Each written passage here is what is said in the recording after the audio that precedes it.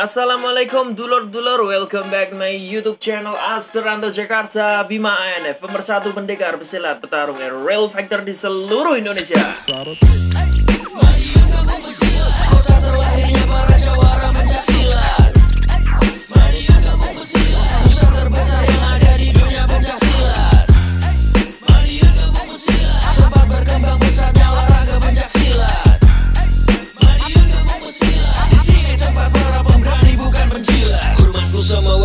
Tidak satu rumpun, mungkin tak seorganisasi namun satu dusun. Kenalkan Bumi Mantara, ibu kota. Sugeng sonten dulur-dulur, selamat sore. Semoga hari ini menjadi berkah buat kita semua dan apapun yang kita lakukan, semoga diberikan kemudahan oleh Allah Subhanahu wa taala.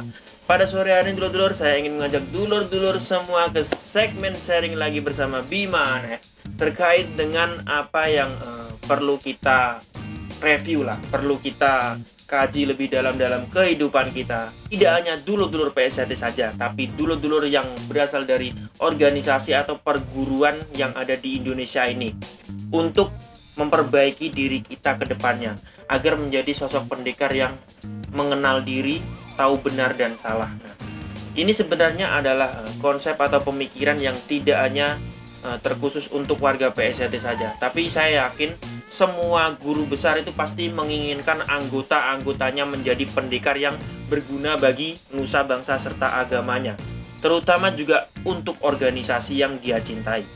Tidak usah lama-lama, kali ini Bima ANF ingin mengajak dulur-dulur semua untuk membahas tentang 5 kalimat dari leluhur kita yang hampir hilang atau hampir dilupakan oleh warga-warga, terutama saudara saya juga, warga persaudaraan Sedatit Trate, yang sering menggunakan kata-kata ini sejak dulu, bahkan hingga saya pengesahan pun kata-kata ini masih ada.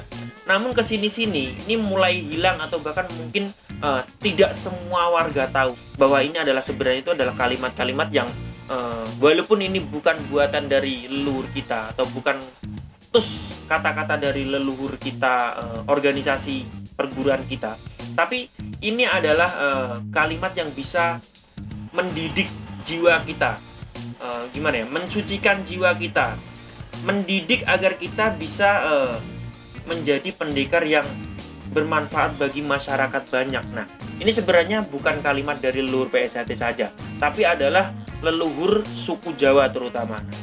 Tidak perlu panjang lebar, mari kita bahas. Yang pertama adalah memayu hayuning bawono, atau bisa diartikan menjaga keindahan dunia, atau bisa dibilang menjaga perdamaian dunia atau sebagainya lah. Perlu kita garis bawahi bahwa kalimat dari leluhur Jawa ini ibaratkan kalau di bahasa Inggris itu gimana ya? Tidak sesuai grammar. Nah, seperti itu. Bahasanya istilahnya puitis banget lah, Lur. Jadi artinya itu tidak syukur. Artinya memayu hayuning bawono itu berarti ikut menjaga keindahan dunia atau perdamaian dunia. Itu tidak sependek itu, tidak secetek itulah intinya artinya. Sebenarnya dalam banget. Namun agar mudah dipahami, jadi kita anggap saja artinya itu adalah ikut menjaga keindahan dunia.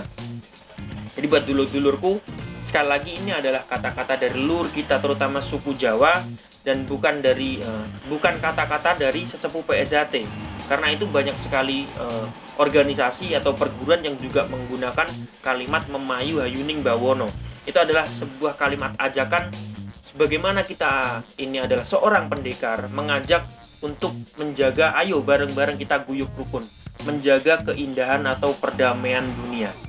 Yang selanjutnya adalah amar ma'ruf nahi mungkar, atau bisa kita artikan membela kebenaran dan menumpas kejahatan. Nah, istilahnya seperti itu.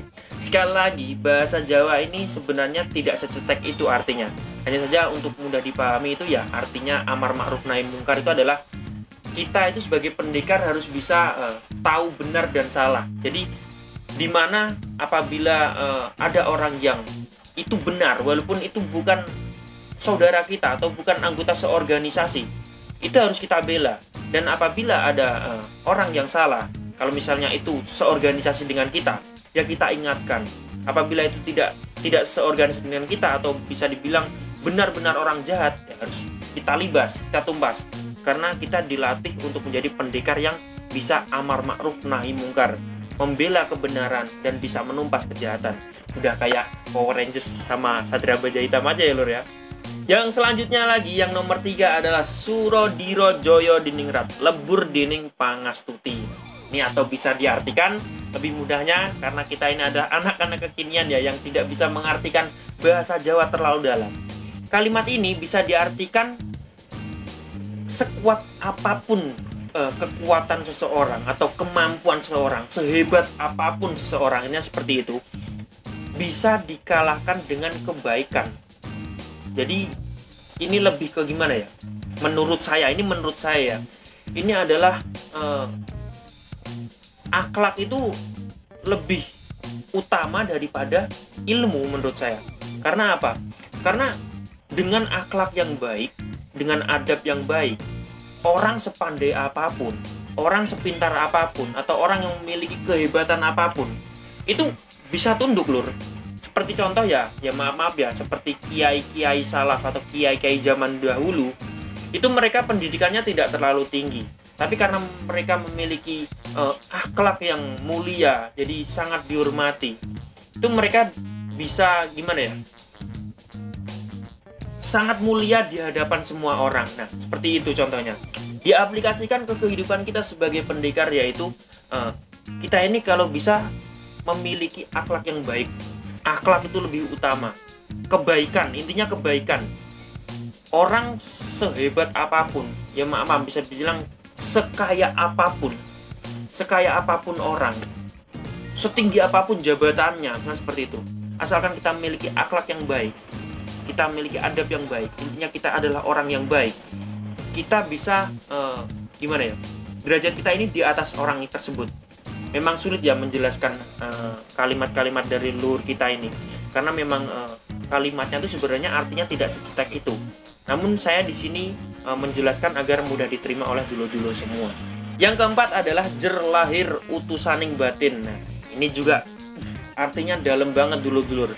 Jadi gimana ya? Jer lahir utusaning batin. Segala sesuatu yang kita lakukan itu sebenarnya adalah wujud dari kepribadian kita. Apabila hati kita ini baik, kita ini adalah orang baik, apapun yang kita lakukan itu adalah sebuah kebaikan. Jadi apabila orang tersebut udah korak ya kan, terus pembohong, terus pokoknya sifatnya jelek lah, karakternya jelek, itu berarti orang tersebut kepribadian juga jelek. Tanpa orang tahu pun, atau ketika dia di rumah pun, itu pasti dia amburadul, jelek, intinya bisa dibilang jelek. Jadi itu adalah cerminan dari jer lahir utusaning batin. Kita sebagai pendekar tuh harus bisa mengamalkan apa yang kita dapat selama latihan. Pasti semua pelatih dari organisasi atau perguruan tuh memberikan contoh-contoh yang baik. Nah, yang terakhir adalah ngunduh wohing pakerti. Nah, ini juga gimana ya, ini menurut saya adalah kalimat yang paling dalam di antara kalimat-kalimat yang lain. Karena apa? Karena ngunduh wohing pakerti ini tidak seperti yang diartikan orang-orang barang siapa orang yang menanam, ya kan? Barang siapa yang menanam akan menuai, atau barang siapa wong sing sapa sing nandur bakal panen. Misalnya kita nandur kebaikan, kita menanam kebaikan, pasti kita akan mendapatkan imbal baliknya. Ibaratkan saya mengasih uang Anda 5.000, suatu saat pasti saya akan juga dapat 5.000. Nah, itu sebenarnya juga sama, artinya juga sama, tapi itu arti yang masih cetek. Jadi ngunduh wohing pakerti di sini tuh kaitannya sudah antara manusia dengan Tuhan. Jadi apabila kita menanam sebuah kebaikan, suatu saat akan dibalas lebih baik dari apa yang kita lakukan, kebaikan yang kita lakukan kepada siapapun. Jadi misalnya saya saya bersodakoh 5.000 rupiah, suatu saat akan Tuhan ganti 50.000 rupiah. Nah, seperti itu. Jadi tingkatan kalimat ini tuh sebenarnya udah sangat dalam sekali, sangat tinggi sekali. Hanya saja untuk mempermudah pemahaman dari semua orang itu, jadi diartikanlah seperti itu. Barang siapa yang menanam sebuah kebaikan, suatu saat pasti akan panen kebaikan juga. Begitu juga sebaliknya, apabila ada orang yang menanam keburukan, kejelekan, suatu saat pasti akan memanen keburukan atau kejelekan juga. Jadi intinya seperti itu. Oleh sebab itu, kesimpulan dari video ini adalah dulu itu kaos pencaksilat itu ada pesan moralnya. Jadi kalimat yang ada di kaos pencaksilat itu ada pesan moralnya, ya kan. Wis wayahe kembange mekar, ya kan. Terus guyub rukun handar beni, ojo selak karo batine. Jadi ada pesan moral. Jadi orang itu tidak melihat kaos itu cuma sangar, enggak. Tapi ada pesan yang tersampaikan di situ. Kalimat yang sering digunakan oleh pendekar atau jawara tanah Jawa. Oke dulur-dulurku, intinya kita menjadi seorang pendekar itu harus menjadi pendekar yang bermanfaat, bisa memberikan hal-hal yang positif kepada orang-orang di lingkungan sekitar kita. Terima kasih dulur-dulurku sudah menonton video terbaru dari Bima NF. Jangan lupa like, share, komen, dan subscribe channel YouTube Bima NF untuk ngikutin video terbaru dari Bima NF, dan pastinya untuk mempersatukan para pesilat di seluruh Nusantara. Terima kasih dulur-dulurku sudah menonton. Salam.